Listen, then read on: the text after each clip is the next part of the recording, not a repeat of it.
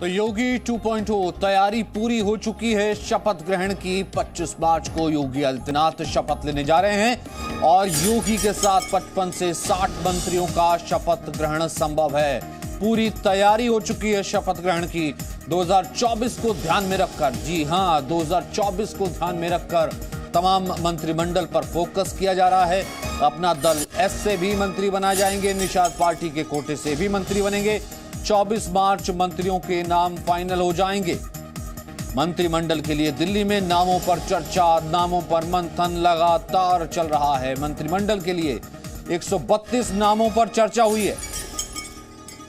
फिलहाल एक्सक्लूसिव जानकारी इस वक्त आप अपनी टीवी स्क्रीन पर देख रहे हैं कि 3 या 4 डिप्टी सीएम बनाए जा सकते हैं। जैसा कि हम आपको लगातार कह रहे हैं कि 2024 को लेकर के जिस तरीके से जातिगत समीकरण है, हर वर्ग को पूरे तरीके से रिप्रेजेंटेशन मिले, प्रतिनिधित्व मिले और यहाँ पर जिस पार्टी ने जीत में अपना योगदान दिया है, जो गठबंधन में मौजूद था, निषाद पार्टी, अपना दल एस, उनके कोटे से भी मंत्री बनाए जा सकते हैं। तो कहा जा रहा है कि योगी 2.0 में 4 डिप्टी सीएम हो सकते हैं। फिलहाल इन नामों पर चर्चा हो रही है। केशव प्रसाद मौर्य, डॉक्टर दिनेश शर्मा, ये दोनों नाम बिल्कुल वैसे ही रह सकते हैं। पिछली बार केशव प्रसाद मौर्य और डॉक्टर दिनेश शर्मा उप मुख्यमंत्री थे, इस बार भी बने रह सकते हैं। साथ ही साथ बेबी रानी मौर्य और ब्रजेश पाठक के नाम पर भी चर्चा हो रही है। तो ये 4 डिप्टी सीएम हो सकते हैं। मुख्यमंत्री के साथ 4 डिप्टी सीएम के नामों की घोषणा हो सकती है, जिन नामों पर चर्चा हो रही है: दिनेश शर्मा, केशव प्रसाद मौर्य, ब्रजेश पाठक और बेबी रानी मौर्य, केशव प्रसाद मौर्य, डॉक्टर दिनेश शर्मा और ब्रजेश पाठक।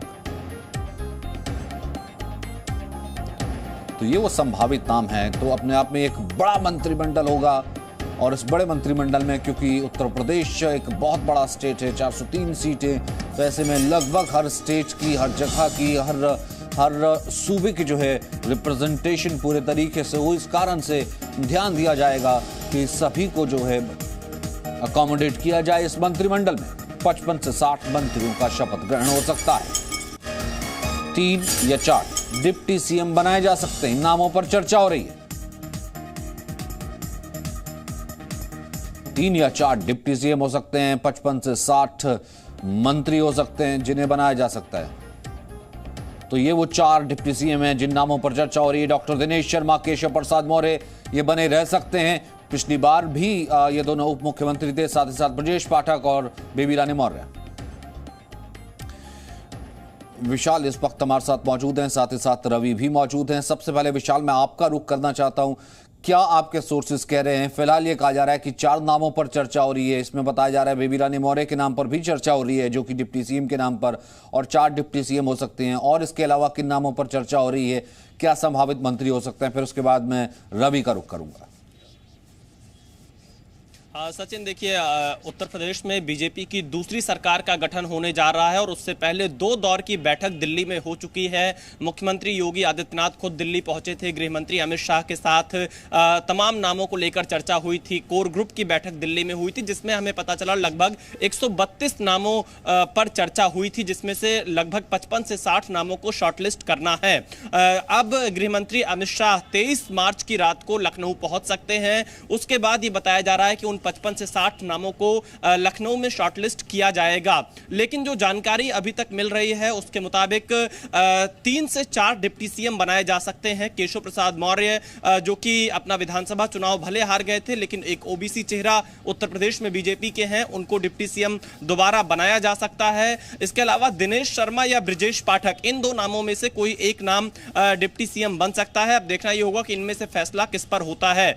तीसरा, बेबी रानी मौर्य, जो कि गवर्नर के पद से इस्तीफा देकर विधानसभा का चुनाव लड़ रही थी, आगरा ग्रामीण सीट से, एससी समाज से आती हैं, उनको भी डिप्टी सीएम बनाने की चर्चा है, क्योंकि बीएसपी के कमजोर पड़ जाने के बाद से जो दलित वोट बैंक उत्तर प्रदेश की राजनीति का है, उसे बीजेपी अपने साथ मजबूती से लाना चाहती है। इसलिए एक एससी समाज से भी डिप्टी सीएम बनाया जा सकता है। इसके अलावा चौथा, पश्चिमी यूपी से एक और नाम हो सकता है। हालांकि लोग ये बता रहे हैं कि 3 डिप्टी सीएम के साथ ही योगी सरकार का गठन हो सकता है। और इसके अलावा अगर हम मंत्रिमंडल की बात करें तो उसमें कुछ जो बड़े चेहरे जिन्हें दोबारा रिपीट होने की संभावना है, जिसमें श्रीकांत शर्मा, सुरेश खन्ना, सतीश महाना, रविंद्र जायसवाल, सूर्य प्रताप शाही, ये ऐसे कुछ बड़े चेहरे हैं जो कि दोबारा मंत्रिमंडल में शामिल होंगे। चौधरी भूपेंद्र सिंह। इसके अलावा अगर यहां पर हम देखें तो 2024 के लोकसभा चुनाव को ध्यान में रखकर खास तौर पर यह मंत्रिमंडल बनाया जाएगा। जातिगत समीकरण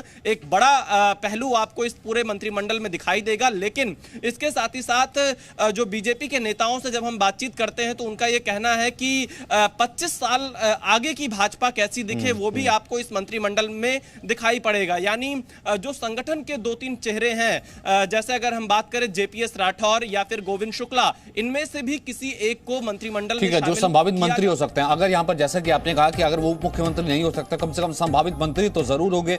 ब्रजेश पाठक इससे पहले भी कानून मंत्री थे, जिस तरीके से उन्होंने चुनाव जीता एक बड़े मार्जिन के साथ। आशुतोष टंडन है, इनके नाम पर भी चर्चा हो रही, ये भी संभावित मंत्री हो सकते हैं। बाकायदा जो 55 से 60 मंत्री हैं उनका नाम राजेश्वर सिंह जो लखनऊ से चुनाव जीते हैं, उनके नाम पर भी चर्चा है। और बाकायदा उनके नाम पर जो है प्रबल चर्चा है, ये भी एक बड़ा चेहरा हो सकता है। मोहसिन रजा इससे पहले भी माइनॉरिटी अफेयर्स मिनिस्टर रह चुके हैं यूपी की गवर्नमेंट में, इससे पहले भी। और नितिन अग्रवाल संभावित मंत्री हो सकते हैं, युवा चेहरा, एक पढ़ा लिखा चेहरा, एक युवाओं को रिप्रेजेंटेशन देने वाला चेहरा, एक यादव चेहरे को रामचंद्र यादव के रूप में संभावित चेहरों में शामिल किया जा सकता है। रमापति शास्त्री, सुरेश पासी समाज से आते हैं और ये भी संभावित मंत्री हो सकते हैं। राकेश गुरु इस संभावित मंत्रिमंडल का हिस्सा हो सकते हैं। लोकेंद्र सिंह इस संभावित मंत्रिमंडल का हिस्सा हो सकते हैं। आशा मौर्य को रिप्रेजेंटेशन दिया जा सकता है, जिस तरीके से SC/ST ने एक बढ़ चढ़कर हम ये कह सकते हैं पिछड़ा अति पिछड़ा समाज में जिस तरीके से बीजेपी को वोट दिया है,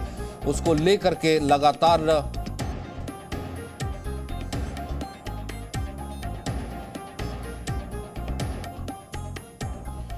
तो रवि भी इस वक्त हमारे साथ बने हुए हैं। रवि, एक बात विशाल ने जिसका जिक्र किया, बीजेपी के नेता कह रहे हैं, खैर नेताओं का काम है, जाहिर सी बात है, कहते हैं और तभी चर्चा बड़ी होती है, तभी देरी भी लगती है कि बीजेपी आने वाले 25 साल की सोचती है, 20 साल की सोचती है। चलिए इतनी बड़ी राजनीति तो नहीं, लेकिन कम से कम ये चीज तो है कम से कम बीजेपी की मशीनरी में कि वो नजदीक की कौड़ी नहीं दूर की कौड़ी सोचती है। यहां पर 2024 को भी साधा जाएगा, फिलहाल भी देखा जाएगा और फिर ऐसा मंत्रिमंडल लाया जाएगा कि अगर कहीं बदलाव करना है तो फिर वो बदलाव करने की जरूरत अगले 5 साल में 1 या 2 बार ही पड़े और लगभग सबका रिप्रेजेंटेशन हो। शायद तभी 2, 4, 5 दिन ज्यादा भी लग जाए तो उसमें कोई गुरेज नहीं। बिल्कुल बिल्कुल सही कहा आपने और विशाल इस बात को सही खबर लेकर आए हैं कि बीजेपी आगे की राजनीति करती है। देखिए 100 साल पुराना संगठन RSS है, 2025 में 100 साल RSS के पूरे हो जाएंगे और बीजेपी के अगर कहा जाए तो 1980 में बीजेपी की स्थापना होती है, लेकिन जनसंघ की स्थापना 1950 के आसपास से है। तो बीजेपी हर एक कदम ऐसा चलती है जिसके तहत लॉन्ग टर्म की राजनीति हो, लॉन्ग टर्म की प्लानिंग हो। और जिस तरह से विशाल कह रहे हैं, मुझे लग रहा है कि पश्चिम उत्तर प्रदेश का भी रिप्रेजेंटेशन हो सकता है। 4 जो मुख्यमंत्री बनाने की बात की जा रही है, जिसमें बेबी रानी मौर्य SC को अगर रिप्रेजेंट करेंगी तो 2 ब्राह्मण शायद नहीं होंगे, क्योंकि जिस तरह से दिनेश शर्मा भी पंडित के रिप्रेजेंटेटिव है और ब्रजेश पाठक भी पंडित के रिप्रेजेंटेटिव है, तो ऐसी स्थिति में हो सकता है कि एक और कास्ट को साधा जा सकता है जिसमें ब्रजेश पाठक या दिनेश शर्मा में से एक आदमी रहे और एक और चौथा नाम अलग से निकल के अगर 4 डिप्टी CM होते हैं तो। लेकिन इसके अलावा जो राजनीति है, जो यंग लोग हैं, देखिए बीजेपी में जो उत्तर प्रदेश के नाम होते थे, कल्याण सिंह, टंडन साहब, तमाम और जो बड़े नेता होते थे, उनके नाम अब धीरे धीरे खत्म होने लगे। चाहे राजनाथ सिंह, इनकी राजनीति अब धीरे धीरे खत्म होगी, तो जो नए चेहरे आगे आएंगे जो अगले 25 साल की राजनीति करेंगे, उनके नाम इस कैबिनेट में लाकर, और एक मंत्री पद ऐसा होता है कि मंत्री पद देने के बाद उसको आप परीक्षा करते हैं कि उसमें कितना कैपेसिटी है, कितना कैपेबल है आगे लीडर बनने के लिए, और उसमें से कोई लीडर आगे निकलता है तो केंद्र में मंत्री बन के जाता है, जो स्टेट में डिप्टी CM बनता है, स्टेट में CM बनता है। तो कहीं ना कहीं एक ऐसी राजनीति करनी होगी, क्योंकि जो एज ग्रुप है, देखिए योगी जी का एज 50 के आसपास है, इसी एज ग्रुप के आसपास लीडर को खड़ा किया जाएगा जो कि अगले 20-25 साल यानी 70-75 का जो डेडलाइन है बीजेपी का, उस तक की राजनीति कर पाए, स्टेट की भी और केंद्र की भी। जाहिर सी बात है। अनिला सिंह भी हमारे साथ मौजूद हैं, अनिरुद्ध सिंह है हमारे साथ, समाजवादी पार्टी के प्रवक्ता, हमारे साथ कुश अम्बेडकर हैं जो कि BSP के नेता हैं, और साथ ही साथ डॉक्टर संजीव मिश्रा भी हैं जो कि वरिष्ठ पत्रकार हैं। अनिला जी, कुल मिलाकर के जिन नामों पर चर्चा हो रही है वो तो हम लगातार बता ही रहे हैं, पुराने मंत्री भी हैं, 4 डिप्टी CM का लेकर के आना, फिर 2024 भी आगे चुनाव लड़ना है। आप किस तरीके की झलक या कैसा मंत्रिमंडल देख रही हैं, कैसा मंत्रिमंडल देखना चाहती हैं? मेरी सबको राम राम। और मुझको भारतीय जनता पार्टी की जो लीडरशिप है और जो चयन का जो पूरा एक प्रोसेस होता है उसके ऊपर पूर्ण विश्वास है कि जो भी चेहरे सामने आएंगे वो बहुत सोच समझकर और हर चीज को ध्यान में रखते हुए चेहरे फाइनलाइज किए जाएंगे जो मंत्री के रूप में उत्तर प्रदेश में आएंगे और जन सेवा करेंगे। पर मैं मालूम है जब जब ये डिस्कशन सुनती हूँ सचिन जी, और कि इस जाति का रिप्रेजेंटेशन, इस धर्म का रिप्रेजेंटेशन, और मैं हमेशा ये सोचती हूँ कि मेरे देश में वो सुबह तो आएगी ना जब कैलिबर, कैपेसिटी, डिलीवरी और इन सब जो वर्टिकल्स हैं, इन सब जो मापदंड है इस पर जो खरे उतरे वो बने। पर डेफिनेटली मैं क्योंकि एक महिला हूँ, एक महिला होने के नाते मैं ये भी देखना चाहूंगी कि उत्तर प्रदेश के मंत्रिमंडल में महिलाओं को कितनी जगह मिल पा रही है। और मुझे लगता है जैसा मैंने शुरुआत में कहा कि मुख्यमंत्री के चेहरे के बारे में किसी को कोई कंफ्यूजन है ही नहीं, परंतु कौन कौन डिप्टी सीएम बनेगा और कौन कौन जो है कैबिनेट में किस रूप में सम्मिलित होगा वो आने वाला समय बताएगा। पर हाँ, मैं पश्चिमी उत्तर प्रदेश से आती हूँ, मैं एक महिला हूँ, तो डेफिनेटली मैं बहुत ही कहती हूँ बेताबी से मैं भी देख रही हूँ कि पश्चिमी उत्तर प्रदेश और महिलाओं का रिप्रेजेंटेशन कितना होगा कैबिनेट में। जाहिर सी बात है, एक महिला होने के नाते आप ये कह रही हैं कि महिलाओं का पूरा रिप्रेजेंटेशन होना चाहिए। अनिरुद्ध सिंह जी, फिलहाल जो कोशिश की जा रही है कि भले इसमें पिछड़ी जाति हो, मौर्य समाज हो, पासी हो, जिसने जो है पार्टी को वोट दिया, सबका रिप्रेजेंटेशन आए, यानी कि सबका साथ सबका विकास की बात जो है वो कर रही है पार्टी। फिलहाल आप इससे सहमत दिखते हैं?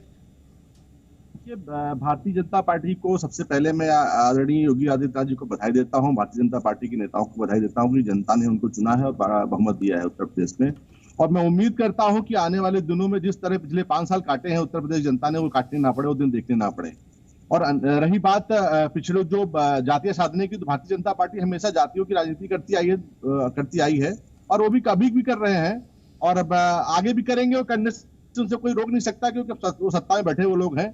और स्वाभाविक है कि आगे 2024 का चुनाव आ रहा है, तो उसको देखकर उसके तौर तरीके से वो लोग अपना मंत्रिमंडल का विस्तार करेंगे।